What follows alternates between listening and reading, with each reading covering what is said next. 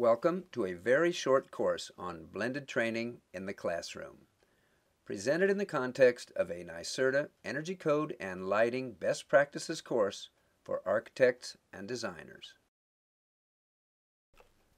PowerPoint is a very potent teaching tool. It is a competent slide manager and projector, but all too often it has become a substitute rather than a supplement for our presentations and teaching.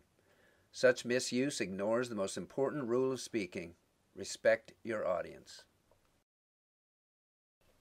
This session on blended training in the classroom will demonstrate how education and interactive training in the classroom can be instructionally designed to be more dynamic, engaging, and useful to NYSERDA's construction-specific audiences. At the end of this course, viewers will be able to recognize various presentation options, including video, animation, charts, graphs, and interactive panoramas. Integrate face-to-face classroom presentations with workbooks, group discussions, and hand-on demonstrations. And finally, see how blended instructional design and dynamic classroom training can be leveraged to teach New York State energy codes in the classroom today and online in the future.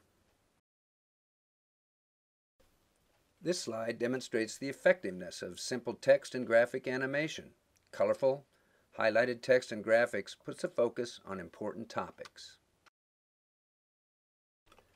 In a 4-hour half-day course, learners need breaks. Video provides those breaks, as it enlivens a presentation. But more importantly, video brings relevance to a topic by bringing the job site into the classroom. Video also allows us to meet new experts and see a topic through their eyes. Video has the greatest impact when the subject and audience are matched, as in these lighting control video segments aimed at architects, designers, and engineers. Realizing that courses must be adaptable based on regional needs, slides and the video segments embedded on it can be exposed or hidden depending on which New York State region the course is being held. In addition to instructor-led presentations, half-day sessions need a variety of tasks to keep learners alert and interested. The use of workbooks not only breaks up the presentation monotony, but helps orient learners to search for and find information, as well as open up social paths and networking opportunities among the learners. Workbooks can be projected on screen for classroom viewing, used for individual or team exercises in situational learning, and taken on the job site and used as refresher content.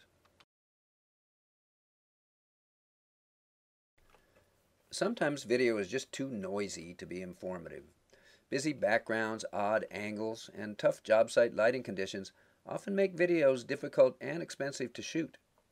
In these cases, simple cartoons and 3D explainer animations often are a better choice for demonstrating complex ideas. In this animation, we're able to explain two concepts simply and cleanly, and the presenter can use the animation to step through any questions the class may have. Taking students out to the job site is expensive and time-consuming, but an interactive 3D panorama like the photosynth shown here can bring a job site to an audience effectively and economically. Used to break up a presentation, showcase real-world examples, and foster classroom interaction, this medium can be further enhanced with hotspots that launch in-depth explainer videos, animations, linked to other panoramas, and even quizzes. Interactive panoramas can be photographed as before, during, and after examples of construction sites, and offer opportunities to look for inconsistencies, code violations, and other non-compliance issues. It's clear that the inclusion of diverse, interactive digital mediums in a blended classroom offers the learner a richer, engaging experience that encourages more collaboration and higher subject retention. It's also obvious that the costs of curriculum instructionally designed and delivered with the high-quality dynamic content as showcased in this presentation is going to be higher than courses with courier text and line charts shoveled onto the screen and presented by lackluster hosts. But there's an additional benefit to NYSERDA that should be pointed out.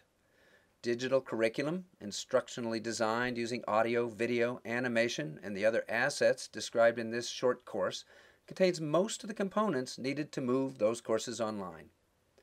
At the end of this code training program, NYSERDA will own those assets, and with minor edits, enhancements, and voice recordings, we'll be able to transform these face-to-face presentations into online presentations.